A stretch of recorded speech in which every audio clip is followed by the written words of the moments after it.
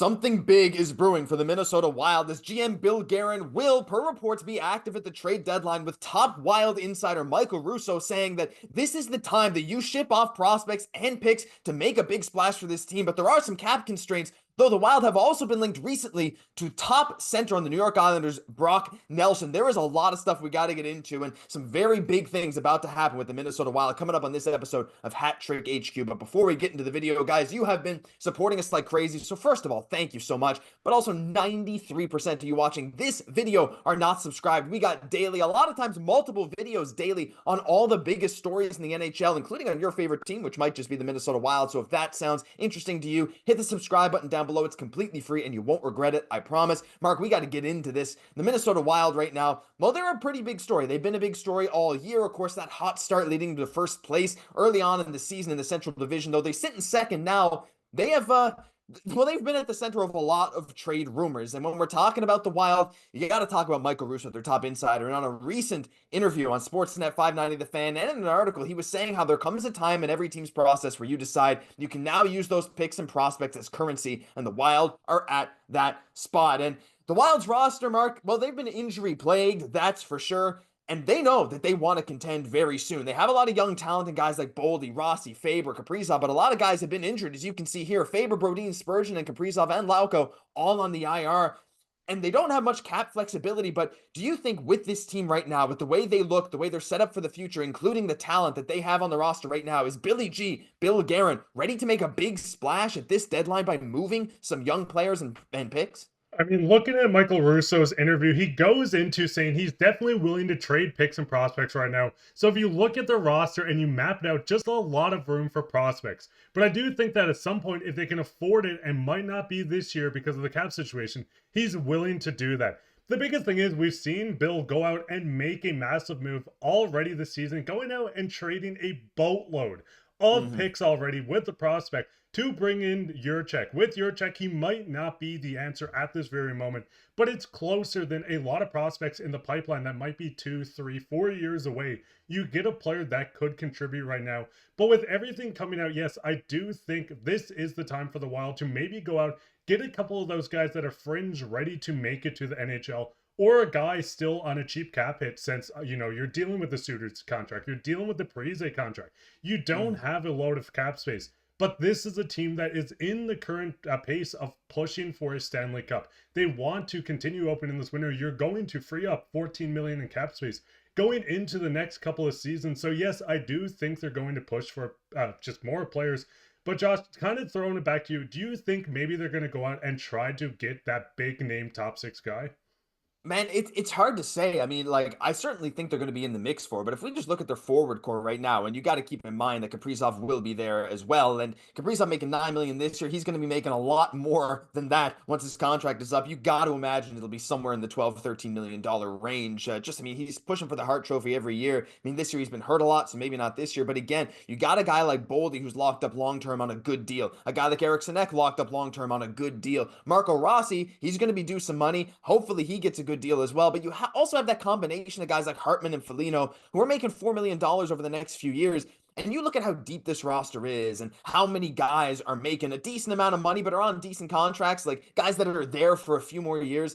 Like Russo said, there's not a whole lot of room for prospects. And when we're talking about prospects in Minnesota, we got guys like Zeev Buium, like Danila Yurov. These two guys are two of the top prospects in the NHL. Of course, they traded up to the 12th overall pick to get Buium, who was a standout at the World Junior Tournament. He's looking amazing in college again this year for the University of Denver. And Yurov, who had one of the most productive under-19 seasons ever in the KHL last year. So they have these guys coming over. So then the talk becomes, how does Minnesota free up space, right? They have a bunch of guys that they want to keep, but some guys might have to go. So the question becomes, do you trade the guys that are already here and established? Now, that Sportsnet article, Mark, I know we had to read through it. Their interpretation of Russo's words was maybe they could trade a guy like Boldy, Rossi, or one of these top guys, even Faber, to make room for some other big players. I don't think that's what he was saying. I think he was saying you just move the prospects that you don't have room for and try and get good return for something down the road. Because as we know, like in other sports, if you can trade for future assets with the assets that you don't have room for, that's really good to kind of keep this train moving.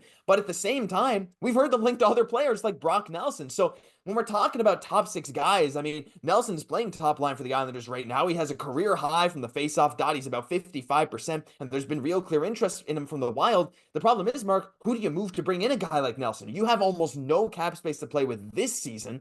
But hey, even though he's a free agent this offseason, it all signs point to Minnesota trying to make a move for another top guy, especially with the injuries they've had, especially with the depth they had, and a couple of guys aging. I don't know. I think Bill's going to try and do it, but at what cost? Because, I mean, looking at this, and I do want to touch on part of the article where they said maybe you trade out your top guys in Rossi, a guy like Boldy or Faber. I don't think you touch these key players. They're still young players. They're dominating. Rossi is a #1 center in the NHL at the age of 23. He's going to be an RFA, but working through, you have Boldy locked up, you have Faber locked up. These are your key guys, in my opinion. And yes, maybe you could go out and trade Faber for absolutely a steal, a top line center, another aging guy, a couple other players, but you don't do this. You do not move the future for this. But the biggest thing is, I think going back to the Brock Nelson thing, Brock would fit perfectly on this team as maybe even a third line center to add more depth for a playoff push. This is a guy that maybe they want to acquire, re-sign once they get more cap space. You could really work things out. The farther you get into the season, the less of the cap you're eating. They would have to move out contracts. Maybe this is someone like Foligno. Maybe this is someone like Hartman, which are fan favorites and you don't want to move. But if you're looking at the bigger picture, Nelson does fill some of the needs with this team. You can get that bottom six that's going to be able to produce even better. I'm going to kind of throw it back to you. Do you think Nilsson is worth maybe a Eurotrek type trade? Maybe it's going to not be a first, second, third, and fourth, but a big name prospect or a middle of the pack prospect with another first? I mean, it's hard to say, like, because that seems reasonable, right? I mean, like, he's kind of one of the top guys on the Islanders. Of course, his point production this year, he's only at like, what, 25 points in 43 games, something like that this year. So starting to dip off a little bit after being, a career 60, 70, 80-point guy. But his faceoff percentage is higher than ever before. So I think, when you're talking about teams that are going to want to bring him in, especially if you can get it maybe retained a bit, or, as the season goes on, you accrue a bit more cap space, that kind of thing. I think the bidding war is going to force at least a first for him. And again, I think the Wild are in the position to slightly overpay for a guy like him. Again, the big question is, do you kind of go all in now? Or do you wait? Yeah, I think a lot of teams, what they end up doing is maybe they say, oh, well, our timeline's maybe a little in the future. Maybe we don't go all in yet. We don't move our assets. But at the same time, you want to prove to a guy like Kaprizov, we're here to win. We're here for the long haul. We want you here forever. And if you have a bunch of prospects and you have picks that you're kind of willing to part with, especially to an organization like New York, where they recently in the Athletic, Scott Wheeler's article, they're ranked the 25th, I think, or 26th best prospect pool in the league. So like right there in the solidly in the bottom 10, almost in the bottom 5 in terms of prospect pools, right? They need future assets. Their roster is aging and they're not going anywhere. Sorry, Islanders fans. That's just the way it looks right now. So look, I think if Minnesota is up against other teams to bring in a guy like Nelson, a guy that could absolutely that would bolster this roster so much if he can play that second, third line center, right? Like he would theoretically be a 3C, but he's playing like 19 minutes a night for the Islanders right now, which is the most he's played in a long time. You can have him be in a bunch of different situations where he's one of those pseudo 3Cs where he sometimes plays more minutes than Eriksson Ek, or even sometimes he plays up, he plays down, he plays on special teams. So honestly, I think some kind of prospect in a pick is what it would get it done if you're the New York Islanders, especially considering that's exactly what they want. And a team like Minnesota's in the prime spot to do it. My only question is, whose salary do you move out? Because that question is really not clear, especially since you have guys like Trenyon, like Foligno, like Hartman, who are locked up for another 3-4 years. And, they're guys that the fans like that you don't want to trade to. Yeah, that's the biggest thing. So it's going to really get quite interesting. I mean, this team's been linked to so many people. Brock Besser with the Vancouver Canucks kind of spiraling. This could be another great add, even though he's going to cost quite a bit more. And you need to sign him. But I think the window is going to start opening, maybe even this season once they fully get healthy, because that's been the biggest issue and the storyline for the past couple of weeks. But once the team gets healthy, they're one of the top teams in the NHL. Do you think they could compete for a Stanley Cup, maybe even this season, or do you think the window maybe starts next year with that open cap space?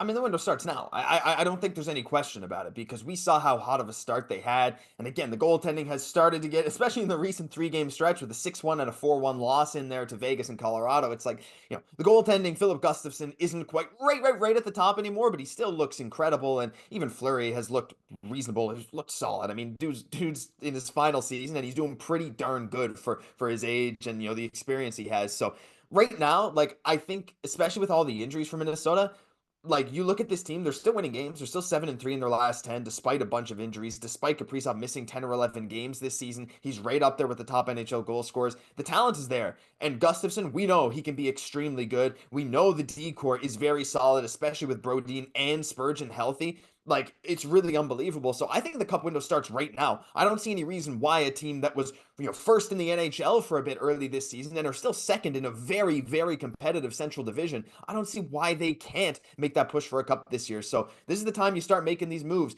I don't know if eventually, you're going to run out of picks and prospects to trade, but I think there's so many young guys now that Minnesota has lots of opportunity to do so. But I want to hear what you guys have to say down below, because we only got a certain amount of time in this video, but I'm sure you guys have a lot of thoughts. Please leave them down below. Leave the comments, talk with each other, talk with us. We'd love to hear from you. But that'll do it for this episode of Hat Trick HQ. If you enjoyed, leave a like, comment, and subscribe to the channel. If you made it this far in the video and you haven't hit subscribe, we're on the road to 10,000. So if you wouldn't mind helping us out with that goal, we'd really appreciate it. I'm Josh Gosse, my co-host, Mark Pye.